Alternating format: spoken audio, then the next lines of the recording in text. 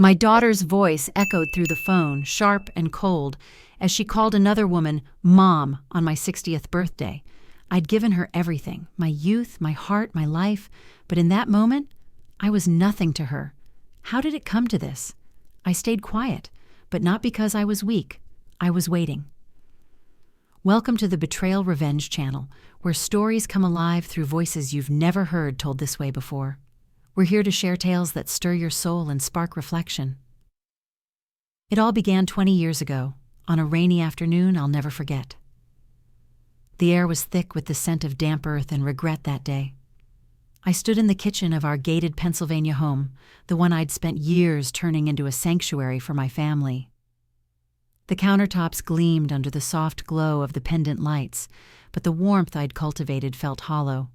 My hands trembled as I chopped carrots for dinner, each slice a desperate attempt to hold on to normalcy. Something was wrong. I could feel it in the way Warren had been avoiding my eyes for weeks, his once familiar touch replaced by a cold distance. I wasn't a fool. I'd seen the signs, late nights at the hospital, hushed phone calls, the faint trace of perfume on his coat that wasn't mine, but I clung to the hope that love, the kind we'd built over decades, could weather any storm. I was wrong. The front door creaked open, and I heard his footsteps, heavier than usual, followed by another set, lighter, deliberate. My heart sank. I wiped my hands on the apron, the fabric rough against my skin, and turned toward the living room. Warren stood there, his tailored suit pristine, his face a mask of resolve. Beside him was Vanessa Black, her auburn hair cascading over a silk blouse, her lips curled in a smile that didn't reach her eyes. Behind them, two children, her children, clung to her skirt, their wide eyes darting around our home. "Martha," Warren said, his voice flat, "we need to talk." I didn't move. The knife lay on the cutting board, its blade catching the light. "Talk?" I echoed, my voice steadier than I felt. "Or dictate?" Vanessa tilted her head, her smile softening into something almost apologetic. "I'm so sorry, Martha," she said, her voice syrupy sweet. "This must be so hard for you." I wanted to scream, to hurl the knife at the wall, to demand how she dared stand in my home and pity me, but I didn't. I stood frozen, my eyes locked on Warren, searching for the man who'd promised me forever. He wouldn't meet my gaze. "Daddy!" Brianna's voice broke the silence, small and desperate. She ran into the room, her pigtails bouncing, and threw herself at Warren's legs.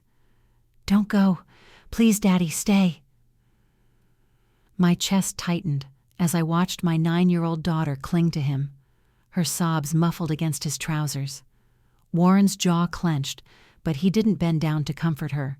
Instead, he gently pried her hands away and stepped back.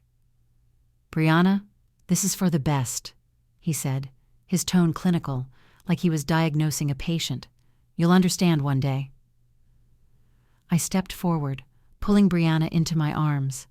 Her tears soaked my blouse, and I pressed my lips to her forehead, whispering, "It's okay, sweetheart. We'll be okay." But the words tasted like ash. How could we be okay when the man I'd loved, the father of my child, was tearing our world apart? Vanessa knelt beside Brianna, her manicured hand brushing my daughter's cheek. "You're such a brave girl," she cooed. "We're going to be a family now. You'll see." I yanked Brianna back, my voice low and sharp. "Don't touch her." Vanessa's eyes flickered with something, amusement maybe, before she stood, smoothing her skirt. "I didn't mean to upset you," she said, her tone dripping with false sincerity. "Warren, perhaps we should give Martha some space." He nodded, already turning toward the door. "I'll have the papers sent tomorrow," he said, not looking back. And just like that, they left. Warren, Vanessa, and her children, their silhouettes disappearing into the rain. The door clicked shut, and the house fell silent, save for Brianna's soft whimpers. I sank to the floor, holding her tightly, the hardwood cold against my knees. My mind replayed Vanessa's smile, the way she'd stepped into my life like she belonged there. I didn't hate Warren, not yet. I just kept asking myself, why? Why was the man who'd sworn he'd never leave me now calling another woman his destiny? The days that followed were a blur. I packed our belongings, each item a reminder of the life we'd lost. The photo albums, the Christmas ornaments, the quilt I'd sewn for our 10th anniversary, they all felt like relics of someone else's story. Brianna trailed behind me, her eyes red and puffy, asking questions I couldn't answer. Why doesn't Daddy love us anymore? Will he come back?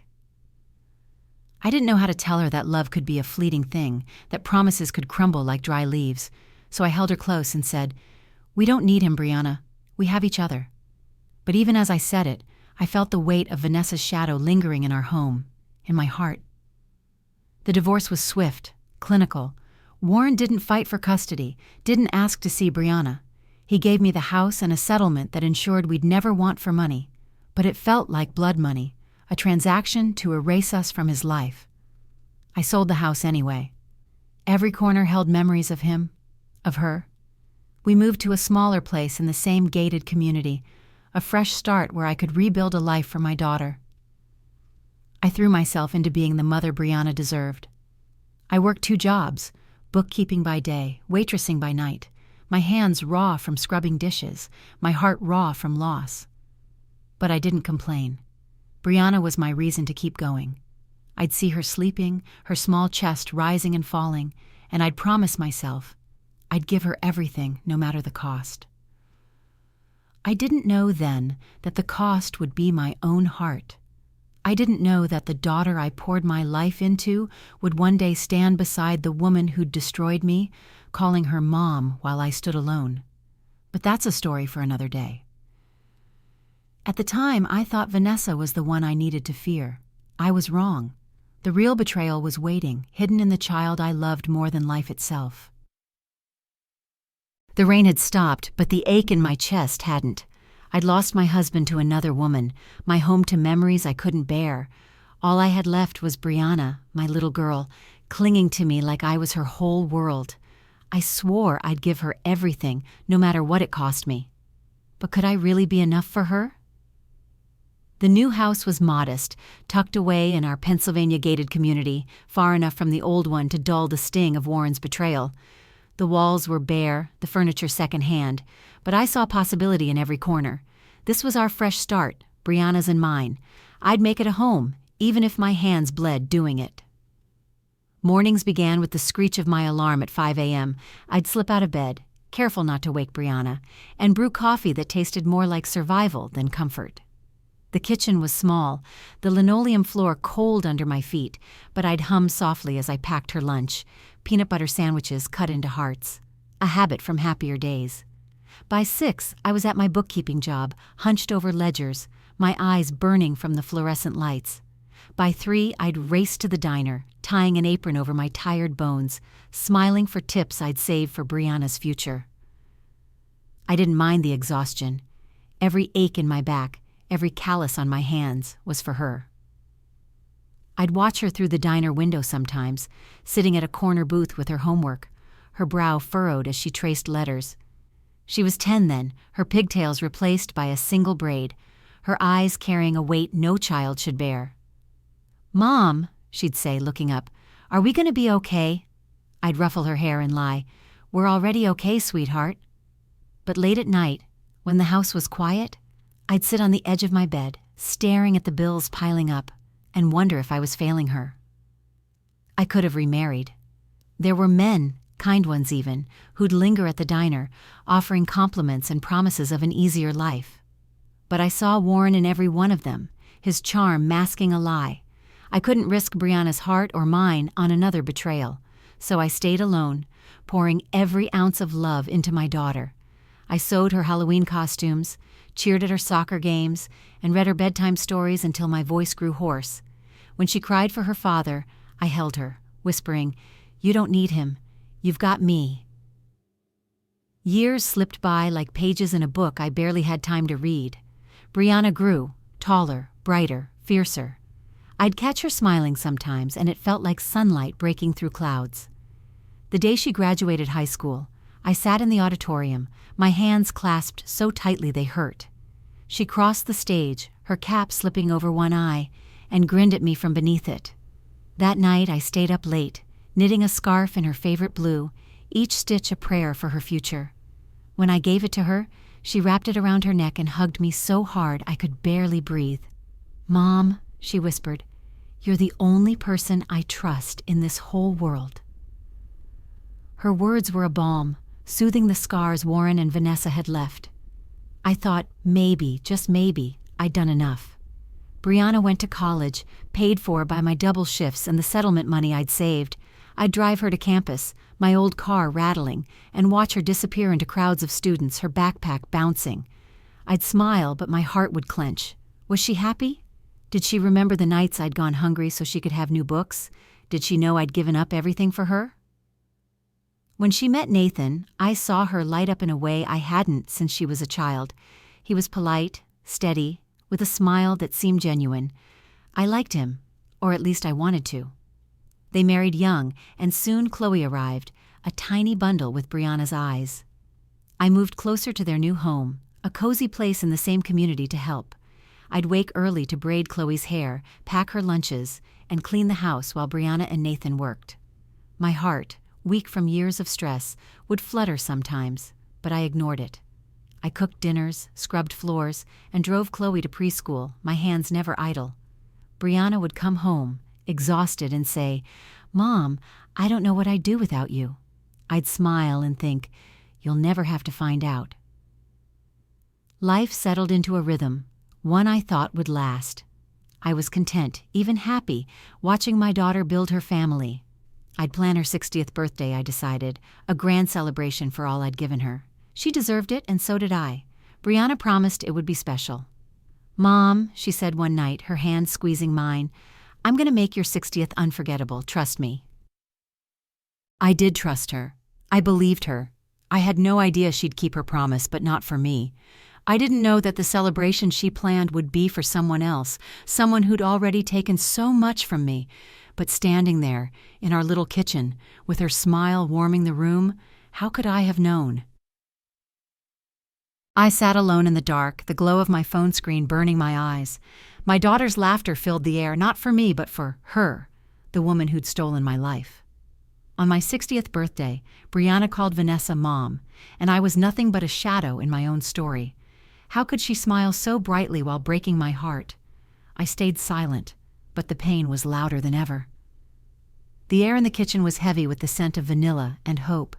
I stood at the counter, my hands dusted with flour, shaping dough for a small cake I'd baked myself.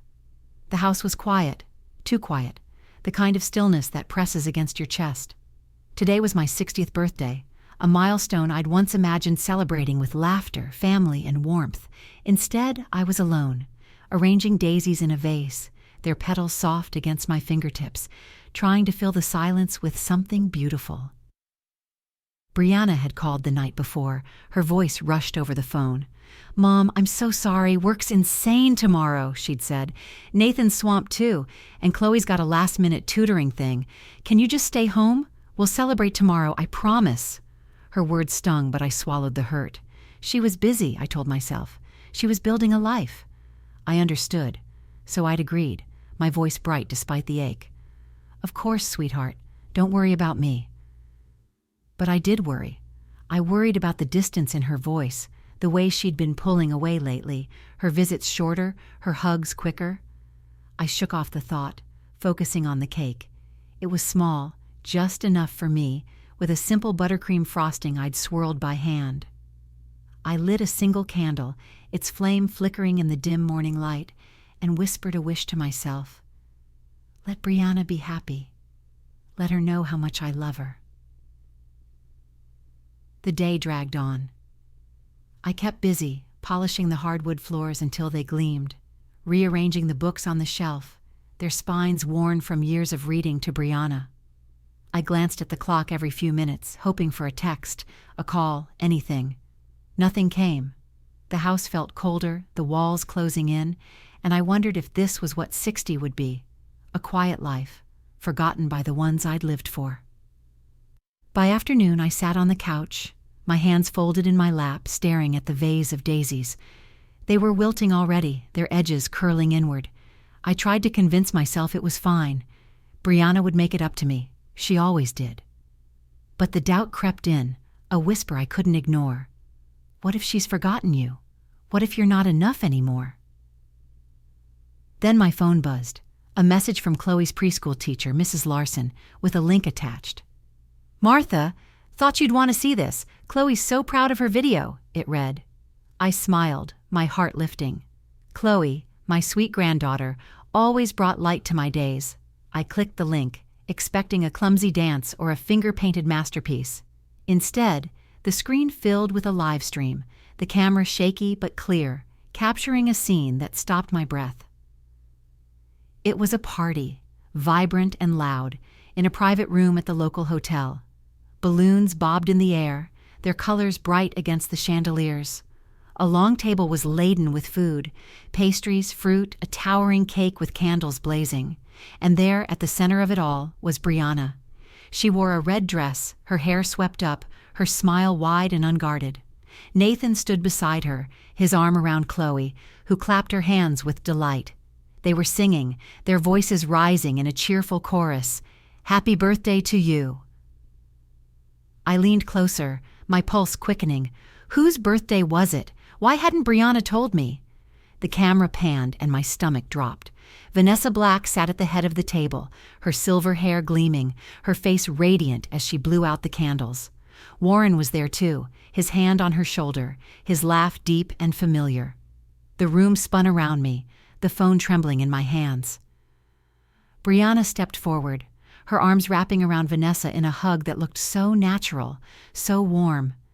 "Happy birthday, Mom," she said, her voice soft but clear, each word a dagger to my chest. Mom. She'd called Vanessa Mom on my birthday, in front of everyone, in front of Chloe, who giggled and joined the embrace, unaware of the betrayal unfolding. I dropped the phone, its screen still glowing on the couch. My chest tightened, a dull ache spreading like wildfire. I wanted to scream, to call Brianna and demand answers, but my voice was gone, swallowed by the weight of what I'd seen. The daisies on the table mocked me, their wilted petals a mirror of my heart. I'd spent my life building a world for Brianna, sacrificing everything to keep her safe, to make her happy. And now she stood in the arms of the woman who'd torn our family apart, smiling like I didn't exist. I replayed the video, torturing myself with every detail. The way Brianna laughed, the way Chloe clapped, the way Vanessa's eyes flickered with triumph. Why was my daughter standing in that room, surrounded by the family that had destroyed ours, looking happier than I'd ever seen her? What had I done to deserve this? And then, as the video looped again, I heard it clearly. Brianna's voice, bright and unbroken, saying, "I love you, Mom. Happy birthday." The words weren't for me. They never would be. The video looped on my phone, Brianna's voice calling Vanessa Mom, slicing through me like a blade. My daughter, the one I'd raised alone, had chosen the woman who'd ruined us over me on my 60th birthday. I wanted to believe it was a mistake, a moment of weakness. But when I confronted her, her words shattered that hope. How could she look me in the eye and call me a stranger? I stayed calm, but inside, I was breaking. The air in Brianna's house was thick, heavy with the scent of lavender candles she'd lit to mask the tension. I stood in the living room, my hands clasped tightly, the phone still warm in my pocket from replaying that cursed video. The hardwood floor gleamed under the soft glow of a single lamp, but the warmth of the room felt like a lie. Outside, the Pennsylvania dusk painted the sky in bruise-like purples, the gated community silent except for the distant hum of a neighbor's lawnmower. I'd waited all day for Brianna to come home, my heart a tangled knot of hope and dread. I'd spent the morning replaying memories, trying to find where I'd gone wrong. I saw Brianna at 10, her small hands clutching mine as we moved into our new house, her voice whispering, "It's just us now, Mom." I saw her at 18, graduating with that lopsided grin, my chest swelling with pride. I saw her at 25, a bride, her eyes sparkling as she promised to always need me. Had those moments been lies? Or had I been blind, pouring love into a daughter who'd already turned away? The front door clicked open, and Brianna stepped inside, her red dress from the party replaced by a crisp blazer and jeans. Her hair was pulled back, her face composed, but her eyes flickered with unease when she saw me standing there. "Mom," she said, her voice too bright, "you're still up? I thought you'd be resting after yesterday." Resting, as if I could sleep with her betrayal burning in my mind. I took a step forward, my slippers soft against the floor, and met her gaze. "We need to talk, Brianna." She hesitated, her purse slipping slightly in her grip. "Can it wait? It's been a long day, and Nathan's picking up Chloe soon." "No," I said, my voice sharper than I intended. "It can't wait." I pulled out my phone, my fingers trembling as I opened the live stream. The screen glowed, Vanessa's smug smile filling the frame, Brianna's arms around her. "Explain this." Brianna's face paled, her lips parting as if searching for an excuse. She set her purse on the coffee table, the leather creaking, and crossed her arms. "Mom, it's not what you think," she said, her tone defensive. "It was just a party. Vanessa's birthday is the same day as yours. I didn't mean to." "Didn't mean to what?" I cut in, my voice rising despite my effort to stay calm. "To lie to me? To call her mom while I sat here alone waiting for you? On my birthday, Brianna!" The words spilled out, raw and jagged, each one a piece of the pain I'd carried since the video. She flinched, her eyes darting to the floor. "You're blowing this out of proportion," she muttered. "I was going to celebrate with you tomorrow. I told you, work was crazy." "Stop lying," I snapped, stepping closer. The lavender scent was cloying now, making my head throb. "I saw you, Brianna. You weren't at work. You were with her, with Vanessa, smiling, laughing, calling her mom like I'm nothing to you. Do you have any idea what that felt like?" Her jaw tightened, and for a moment I thought she'd apologize, that she'd see the hurt in my eyes and soften, but then her expression hardened and she looked at me with a defiance I'd never seen before. "You want the truth?" she said, her voice low and cold. "Vanessa gets me, Mom. She listens. She doesn't hold on to grudges from 20 years ago. She's more like a mother to me than you've been lately." The words hit like a physical blow, stealing my breath. I staggered back, my hand gripping the arm of the couch for support. The fabric was rough under my fingers, grounding me as the room spun. "More like a mother?" I whispered, my voice cracking. "I gave up everything for you, Brianna. I worked 2 jobs, went hungry, stayed single so you'd never feel alone. I raised you, loved you, built this life for you. And you stand there and say, she's more of a mother?" Brianna's eyes flickered with something, guilt maybe, but it vanished quickly. She stepped forward, her voice rising. "You're always so stuck in the past, Mom. You hate Dad. You hate Vanessa. You hate anyone who tries to move on. I'm tired of it. I'm tired of being your crutch, your reason to stay bitter. Vanessa's not perfect, but she's there for me. She understands me. You're just this weight dragging me down." I stared at her. My daughter, the girl I'd carried through every storm, now looking at me like I was a stranger. My heart pounded, a dull ache spreading through my chest, but I forced myself to stand taller. "A weight?" I said, my voice steady despite the tears burning my eyes. "I've been your mother, your cook, your maid, your babysitter. I've cleaned this house, raised Chloe, paid your bills when Nathan couldn't. And you call me a weight?" She didn't answer. Her lips pressed into a thin line. The silence was deafening, broken only by the faint tick of the clock on the wall. I wanted to reach for her, to pull her into my arms like I had when she was small, but my hands stayed at my sides. "Brianna," I said softer now, "look at me. Tell me you don't mean this. Tell me you didn't mean to hurt me." Her eyes met mine, and for a fleeting moment I saw the girl who'd once clung to me, who'd promised we'd always be a team. But then she looked away, her voice barely above a whisper. "I meant it, Mom. You're not what I need anymore." The room seemed to shrink, the walls pressing in, the lavender scent suffocating. I felt the weight of every sacrifice, every sleepless night, every tear I'd shed for her, crashing down on me. My hands shook as I reached for the phone, still on the coffee table, and held it up. "Then look at this," I said, my voice trembling with rage. "Look at yourself, hugging the woman who destroyed us, calling her mom while I sat here waiting for you. If that's who you choose, then I'm done." Brianna's eyes widened, but she didn't speak. I turned, my slippers scuffing against the floor, and walked toward the door.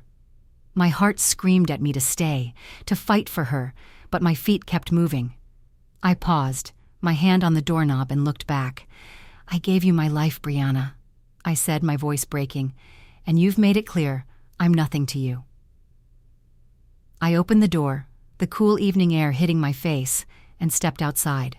The gate of the community loomed ahead, its iron bars stark against the fading light. I didn't know where I was going, only that I couldn't stay. As I walked, Brianna's voice echoed in my mind, cold and final. "You're not what I need anymore." And for the first time in my life, I felt the thread between us snap, leaving me untethered, alone.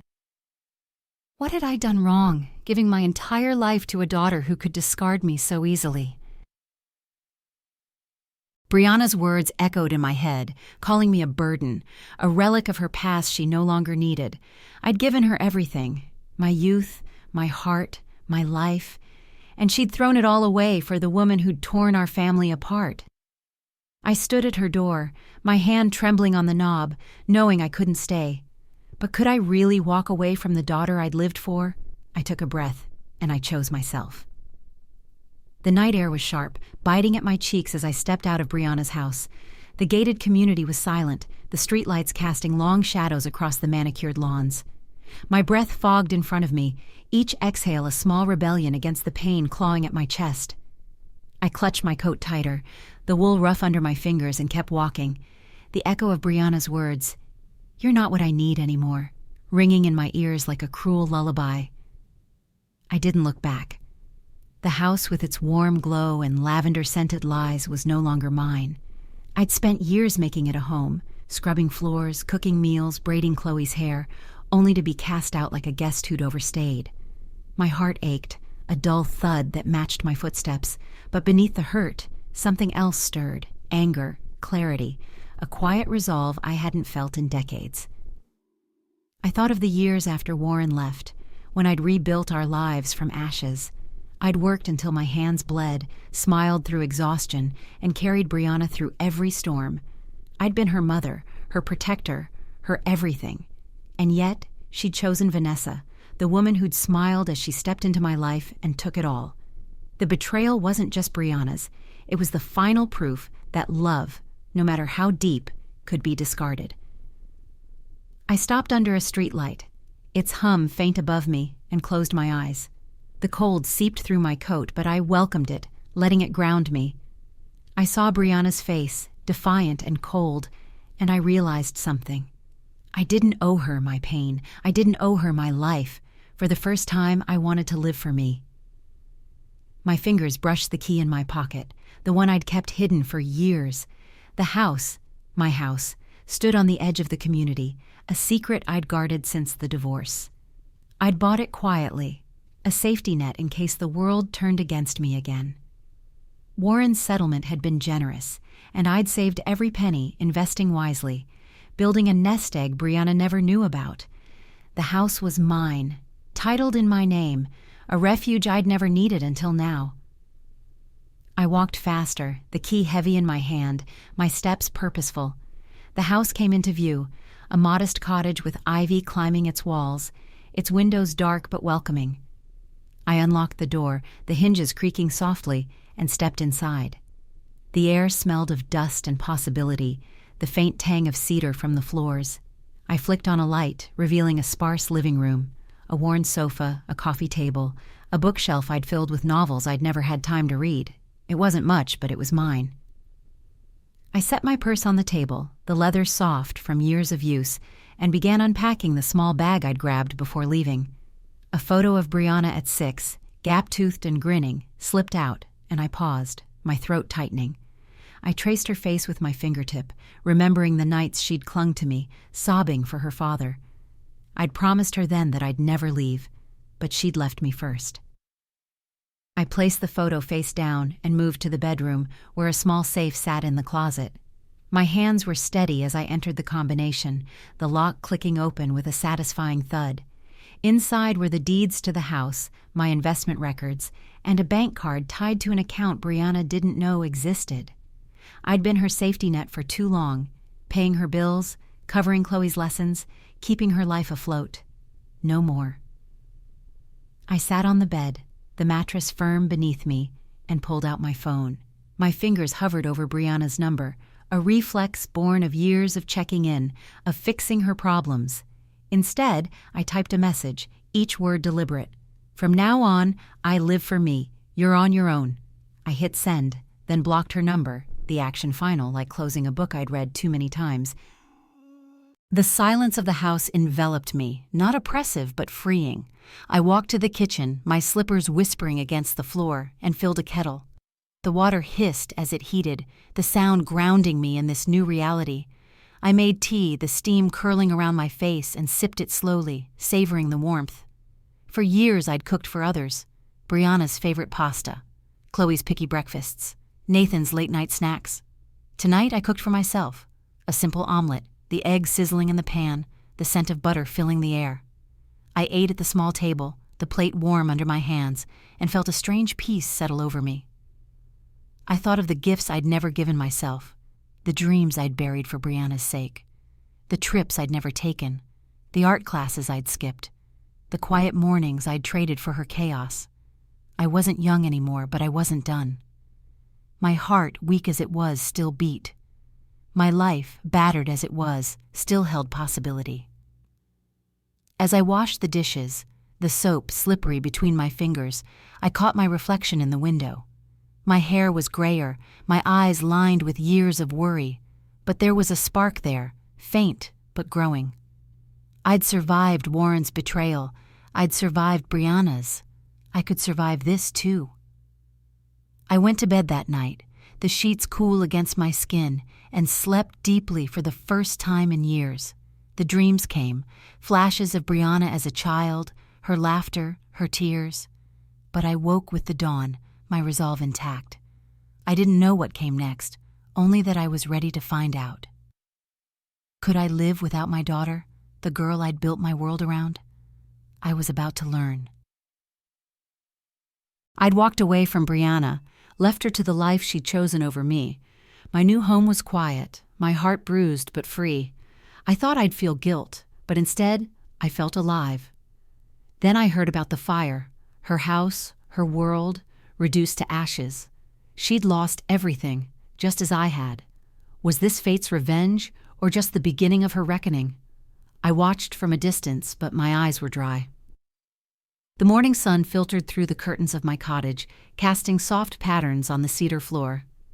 I sat at my small kitchen table, a mug of chamomile tea warming my hands, the steam carrying a faint floral scent.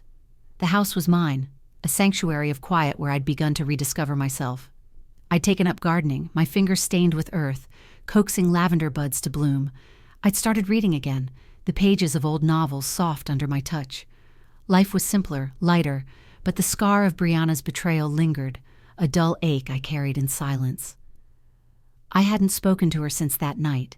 My message, I live for me, the last thread I'd cut. I'd heard whispers from neighbors in our Pennsylvania gated community, their voices hushed over fences. Brianna was struggling, Nathan was distant, Chloe was acting out. I listened, but didn't ask questions. My heart, weakened by years of stress, couldn't bear the weight of her chaos anymore. I'd given her everything. Now I was learning to give to myself. Then my phone buzzed, shattering the morning's calm. It was Mrs. Larson, Chloe's preschool teacher, her voice urgent. "Martha, I didn't want to bother you, but there's been a fire at Brianna's house. It's bad. I thought you should know." My hand tightened around the mug, the porcelain hot against my palm. A fire. The word conjured images of flames licking walls, smoke curling like a living thing. I thanked her, my voice steady, and hung up. I sat there staring at the steam rising from my tea and felt nothing. No panic, no urge to run to her, just a strange, hollow calm. I didn't seek details, but the community was a small world, and news traveled like wildfire. By evening, my neighbor Ellen knocked on my door, her eyes wide with gossip. "Martha, you won't believe it," she said, stepping inside, her sneakers squeaking on my floor. "Brianna's house, it's gone. Burned to the ground last night." She sat on my couch, her hands gesturing wildly as she spilled the story. "It started with Vanessa," Ellen said, her voice low. After I'd left, Brianna had leaned harder into Vanessa's orbit, desperate for the family she thought she'd found. Vanessa, ever the manipulator, saw an opportunity. She'd convinced Brianna to let her son, David, and daughter Susan spend more time at Brianna's house. "We're all family now," Vanessa had said, her smile as calculated as ever. Brianna, eager to please, agreed, opening her home to David's late-night parties and Susan's endless demands.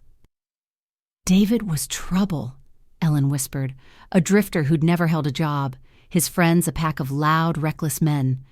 They'd turned Brianna's house into a circus, empty bottles scattered on the lawn, music blaring past midnight. Nathan had fought with Brianna over it, his voice echoing through the neighborhood. "Get them out, Brianna! This is our home!"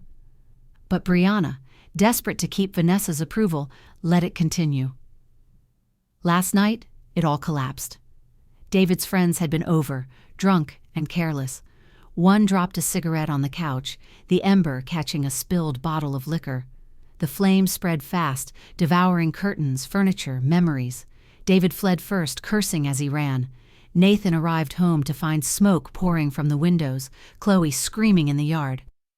By the time the fire trucks came, the house was a skeleton, its roof caved in, the walls blackened and crumbling. I listened, my hands folded in my lap, the scent of Ellen's perfume mixing with the lavender I'd planted outside. I saw the house in my mind, the kitchen where I'd cooked for Chloe, the living room where I'd rocked her to sleep, gone. I waited for grief, for the instinct to rush to Brianna's side, but it didn't come. Instead, I felt a flicker of something else, justice perhaps, or the cold satisfaction of fate's balance. Ellen wasn't done. "It gets worse," she said, leaning closer. "Nathan's leaving her. He's been sneaking around with Susan, Vanessa's daughter. Chloe saw them together, and now she won't even look at Brianna. She keeps running to Susan, calling her mommy." Ellen shook her head, her earrings glinting. "Brianna's falling apart, Martha. She's got nothing left." I nodded, my face calm, but inside my thoughts churned. Susan, with her sharp eyes and sharper tongue, had always been Vanessa's mirror. Charming, ruthless, a predator in silk. Nathan, who I'd once thought steady, had fallen for her, trading Brianna for a younger, flashier version of the woman who'd ruined me.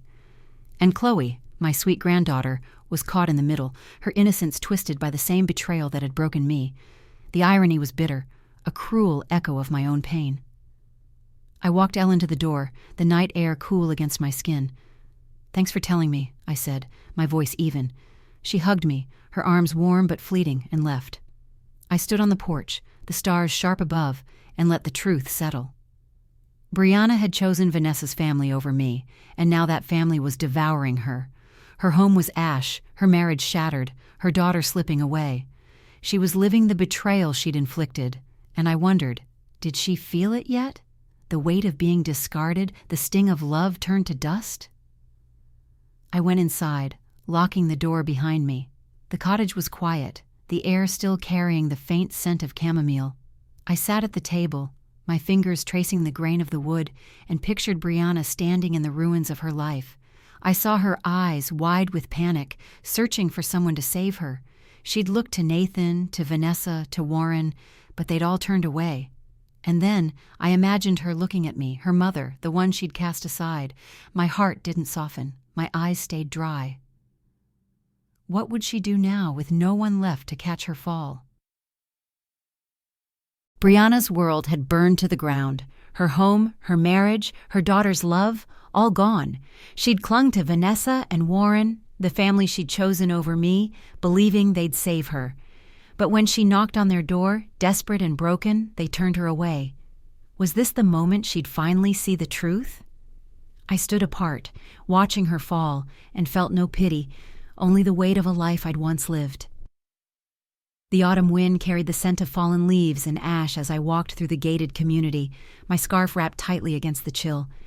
My cottage had become my haven, its walls lined with the quiet of a life I was rebuilding.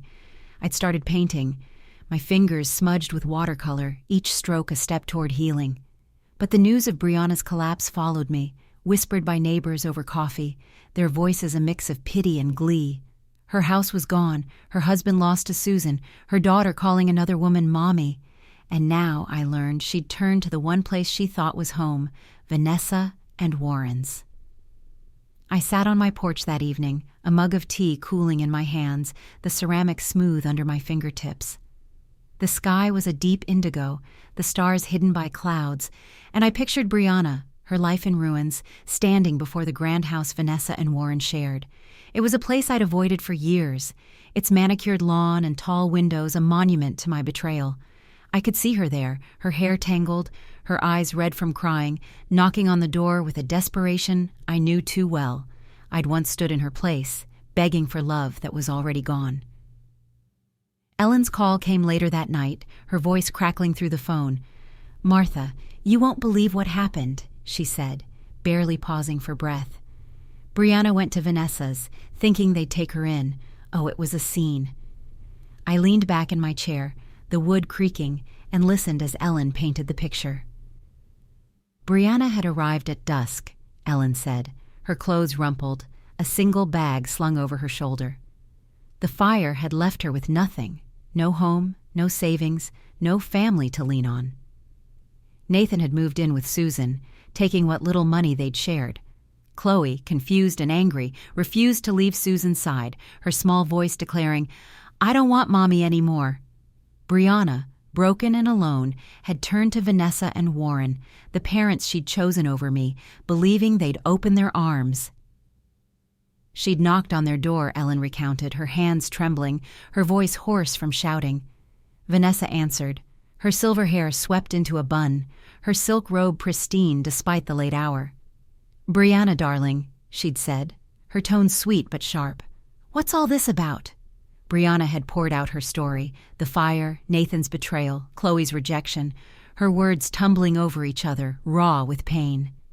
"Please," she'd begged, "I have nowhere else to go. You're my family. Let me stay." Vanessa's smile had tightened, her eyes cold as glass. She'd stepped onto the porch, closing the door behind her, her voice dropping to a whisper.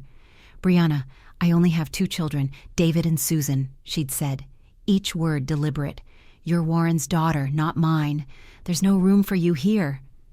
Brianna had staggered back, her bag slipping to the ground, her face crumpling. "But you said we were family," she'd whispered. "You let me call you Mom." Vanessa had laughed, a soft, cutting sound. "Oh, sweetheart, that was just sentiment. You're an adult now. Figure it out." She'd turned, her robe swishing, and shut the door, the lock clicking with finality. Brianna hadn't given up. She'd pounded on the door, her fists bruising, until Warren appeared, his face lined with irritation. "What's this noise?" he'd snapped, his doctor's coat still on, as if he'd just come from the hospital. Brianna had thrown herself at him, clutching his sleeve. "Dad, please," she'd sobbed. "I've lost everything. You're my father. Help me." Warren had peeled her hands away, his expression as clinical as it had been the day he'd left me. "Brianna, you're grown," he'd said, his voice flat. "You made your choices. Go handle your mess." He'd stepped back, the door slamming in her face, leaving her alone on the porch, her cries swallowed by the night. Ellen's voice softened as she finished. "She stood there for an hour, Martha, just staring at the door. The neighbors saw it all. She's got nothing now." I thanked Ellen, my tone calm, and hung up. I sat in the dark, the tea cold in my mug, the silence of the cottage wrapping around me like a shawl. I saw Brianna's face in my mind, her eyes wide with shock, her hands shaking, the weight of rejection crushing her. I'd felt that weight once, when Warren chose Vanessa, when Brianna chose her too. But now I felt only a distant echo of pain, like a bruise long faded. I walked to the window, the glass cool against my palm, and looked out at the community, its lights winking in the distance. Brianna had built her life on a lie, believing Vanessa and Warren were her salvation. She'd called them family, turned her back on me, and now they'd discarded her as easily as they'd discarded me. The irony was sharp. a blade that cut both ways. I wondered if she saw it yet, the truth that love, when given to those who don't value it, is a gift wasted.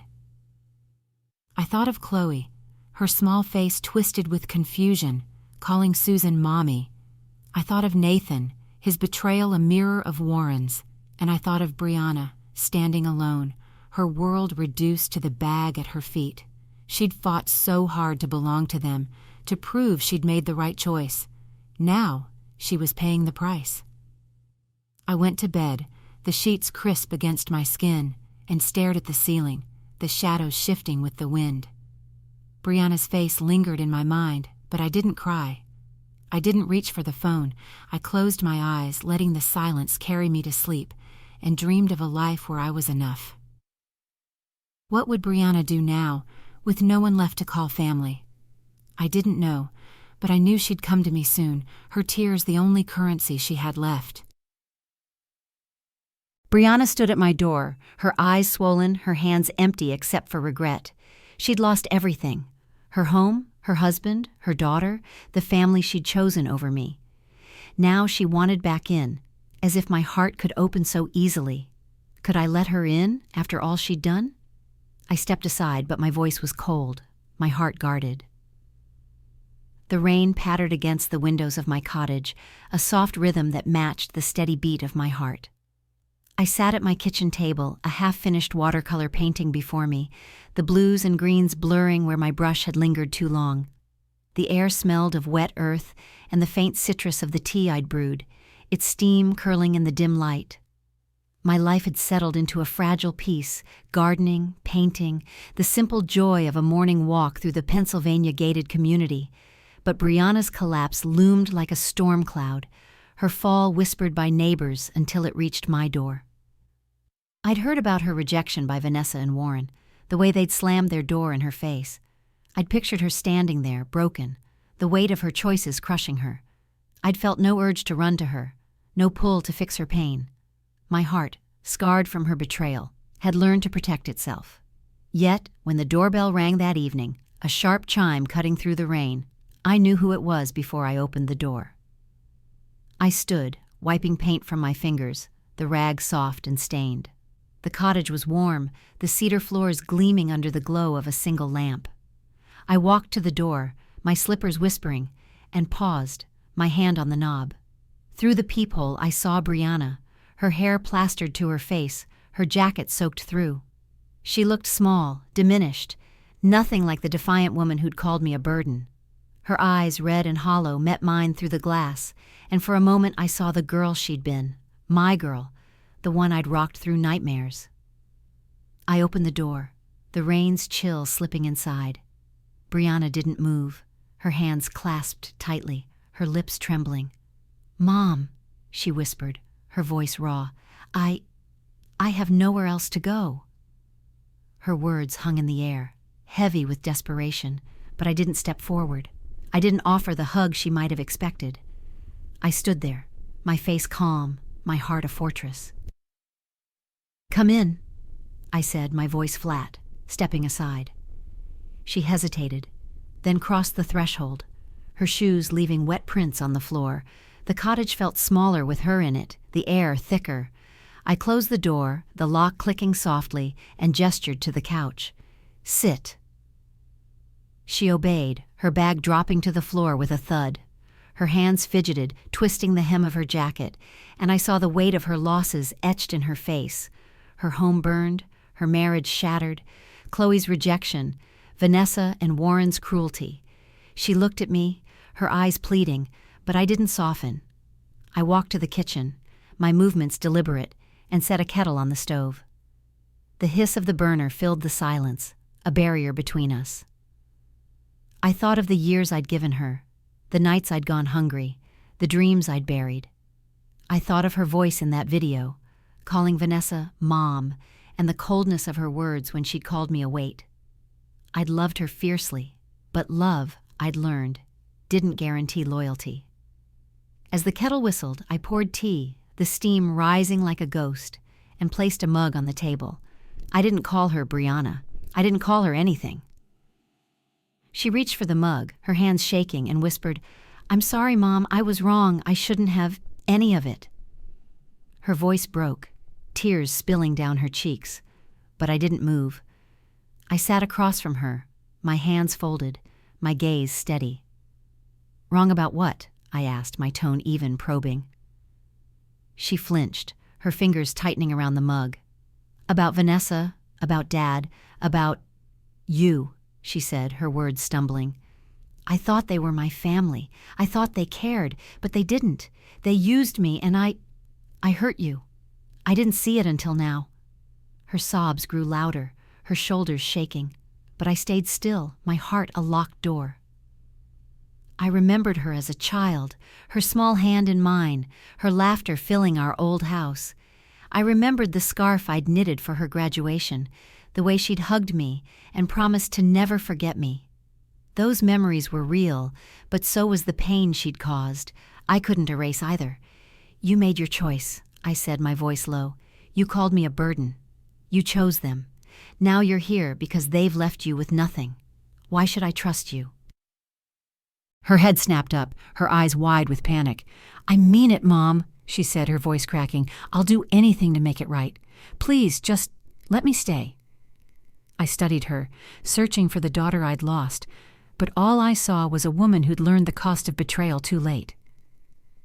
I stood, walking to the counter, and pulled out a loaf of bread and a jar of jam, her favorite, strawberry, the kind I'd always kept stocked. I sliced the bread, the knife's rhythm steady, and spread the jam, the scent sweet and sharp. I placed the plate before her, the clink of porcelain loud in the quiet. Eat, I said, but I didn't smile. I didn't touch her. I watched as she took a bite, her hands trembling, her eyes darting to mine for approval I didn't give. She washed the plate afterward, her movements slow, her fingers slipping on the sponge. I saw the effort, the way her shoulders tensed, as if waiting for me to speak. I didn't. I let the silence stretch, heavy and unyielding.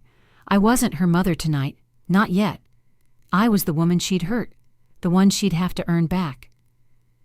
As I turned off the lamp, the room falling into shadow, I thought of the road ahead. Forgiveness wasn't a gift I could give freely, not after all she'd done, but I'd let her stay, let her try. I'd watch, cold and clear-eyed, to see if she could learn to love me again. Did she truly want to make amends, or was I just her last resort? Brianna was back in my life, a quiet presence in my cottage, trying to mend what she'd broken. She cooked, cleaned, cared for me, but I kept my distance, my heart still bruised. Slowly, though, her efforts chipped away at the walls I'd built. Could I find joy in her smile again, after all the pain she'd caused? I wasn't sure, but I felt the ice in me begin to thaw. The morning light spilled through the cottage windows, painting the cedar floors in soft gold. I sat at my small table, a watercolor brush in hand, the paper before me blooming with lavender hues. The air carried the scent of fresh bread, warm from the oven, mingling with the faint earthiness of the potted herbs on the sill. My life in the Pennsylvania gated community had settled into a rhythm, painting, gardening, the gentle hum of a life I'd claimed for myself. But Brianna's presence, once a sharp intrusion, had become a quiet thread woven into my days. She'd been with me for weeks now, sleeping on the fold-out couch, her belongings tucked into a single corner. She didn't ask for forgiveness, didn't demand my love. Instead, she showed up, cooking breakfast, scrubbing dishes, joining me for walks through the community's winding paths. Her hands, once soft from a life I'd cushioned, were now calloused, her nails chipped from work. She'd found a job at a local bookstore, her shifts long but steady, and she'd come home with stories of customers and books, her voice tentative, testing the air between us. I watched her, my heart a careful balance of caution and curiosity. I remembered her betrayal, calling Vanessa Mom, dismissing me as a burden, and the pain still lingered, a shadow I couldn't fully shake. But I also saw her now, trying. She'd lost everything, her home, Nathan, Chloe, the illusion of Vanessa's family. And in that loss, she'd found humility. I didn't trust her fully, not yet, but I let her stay, let her try to rebuild what she'd broken. This morning, I'd woken to the clatter of pans in the kitchen. Brianna stood at the stove, her hair tied back, her apron dusted with flour. "I'm making pancakes," she'd said, glancing at me with a shy smile. "Your favorite, with blueberries." I'd nodded, my expression neutral, and sat at the table, the scent of batter and fruit filling the air. She served me a plate, the pancakes golden and warm, and sat across from me, her own plate untouched until I took a bite. "They're good," I said, my voice even, and her face lit up, a flicker of the girl she'd been. I ate slowly, the blueberries bursting with sweetness, and watched her hands fidget with her fork. She was trying so hard, and I felt a pang, not love, not yet, but something softer, like the first crack in a frozen lake. Later, we baked together, a rare moment I'd allowed. The kitchen was warm, the air thick with the scent of sugar and vanilla. I measured flour, my movements precise, while Brianna cracked eggs, her fingers careful but unsteady. "I used to watch you bake when I was little," she said, her voice soft. "You'd let me lick the spoon." I didn't respond, but I pushed the bowl toward her, a silent invitation. She smiled, dipping a finger into the batter, and for a moment, the years fell away. I saw her at 6, giggling in our old kitchen, her face smeared with chocolate. We shaped cookies, the dough soft under our hands, and placed them in the oven. As they baked, Brianna wandered to the living room, her eyes lingering on the vase of daisies I'd set out. "Can I pick some flowers for the table?" she asked, her voice hesitant. I nodded, and she returned with a handful of marigolds, their orange petals vibrant against the glass. "They're cheerful," she said, arranging them carefully. I didn't smile, but I felt a warmth, small but real, stirring in my chest. She came with me to my doctor's appointments, her arm steady under mine as we walked to the car. My heart, weakened by years of stress, needed monitoring, and she listened to the doctor's instructions with a focus I hadn't seen before. "I'll make sure you take your pills," she'd say, her voice firm, and she did, setting them out each morning with a glass of water. I didn't thank her, but I noticed, the way she checked my coat for warmth, the way she slowed her steps to match mine. One evening, we sat on the porch, the air cool, the sky streaked with pink. She held a mug of tea, her fingers tracing its rim, and spoke of her job, her voice steady. "I'm saving up," she said. "Maybe for a place of my own someday." I nodded, my gaze on the horizon.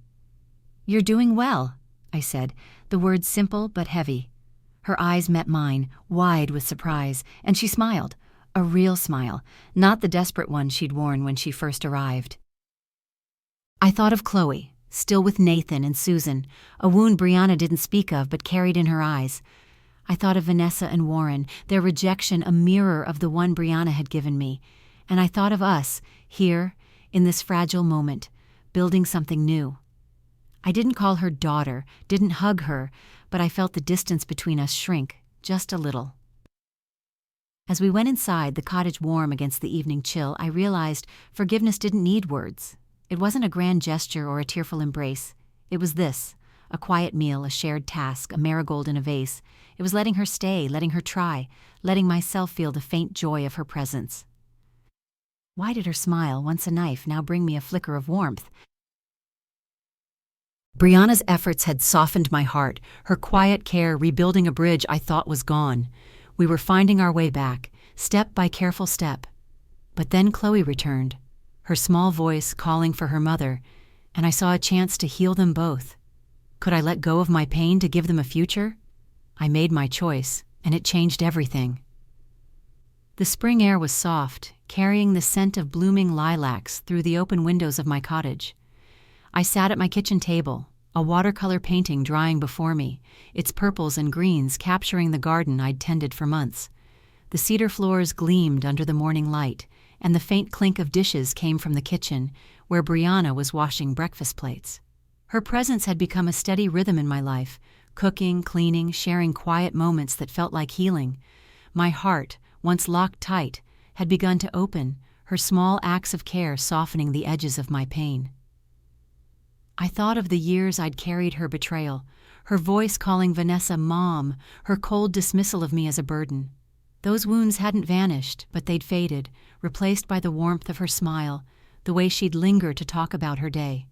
We weren't fully mother and daughter again, not yet, but we were something new, something fragile and hopeful. I sipped my tea, the chamomile soothing, and let myself believe we could rebuild. Then the doorbell rang, a sharp note that broke the morning's calm. Brianna paused, her hands dripping with suds, and glanced at me. "I'll get it," I said, rising, my slippers soft against the floor. I opened the door and my breath caught. Chloe stood there, her small frame dwarfed by a backpack, her dark eyes wide and uncertain. Behind her was Susan, Vanessa's daughter, her face tight with impatience. "She wants her mom," Susan said, her voice clipped, pushing Chloe forward.